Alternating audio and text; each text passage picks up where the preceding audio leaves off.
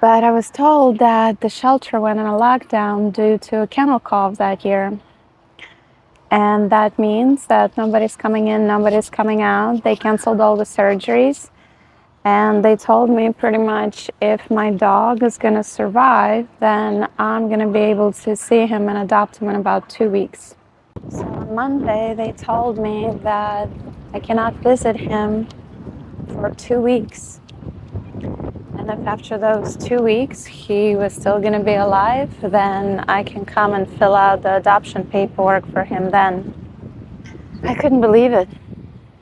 I did not want to wait 2 weeks. I already fell in love with this dog at that time, and I didn't know if he was going to survive. He seemed healthy when I saw him in a shelter. So I asked if I could just take him. I could take him straight to the vet and get him checked out. But they told me at a shelter, no, their policy is that since Mishka was unfixed, they cannot release him to me. And they're not going to be doing any operations for the next 2 weeks. So they told me he has to stay in a shelter during this outbreak. And hopefully, you're such a good boy. So that didn't work for me. That answer didn't work for me. So I started looking for other ways. So that night I didn't sleep at all. That was a Monday night. I emailed everybody I could find. I emailed all the politicians in the area. I emailed the director of the animal services, the county commissioners, saying that I'm willing to take this dog off of their hands and to pay for all the treatment that he may need. And I always got the same answer, that it's against their policy. They're not going to be releasing any dogs. I'm not going to be able to see him. I knew that the county commissioners have a meeting every week on Wednesday where the public can come and ask them questions. Tuesday evening, I wrote the last email and sent it to everybody.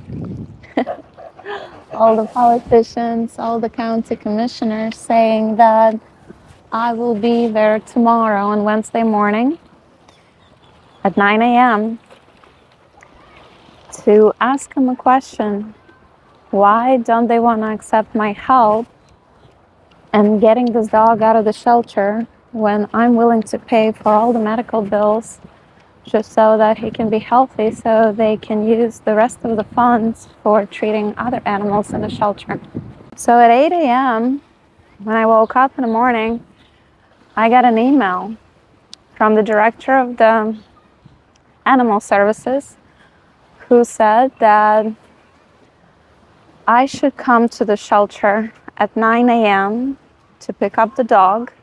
The shelter will be closed, but I can knock on the door and give him his number, and they're going to be able to pull up in their system that I'm allowed to pick him up as long as I promise or guarantee that all of his vet bills will be paid, and I can keep him in quarantine for 14 days without any exposure to any other dogs. So I called him immediately and I said I will be there in an hour.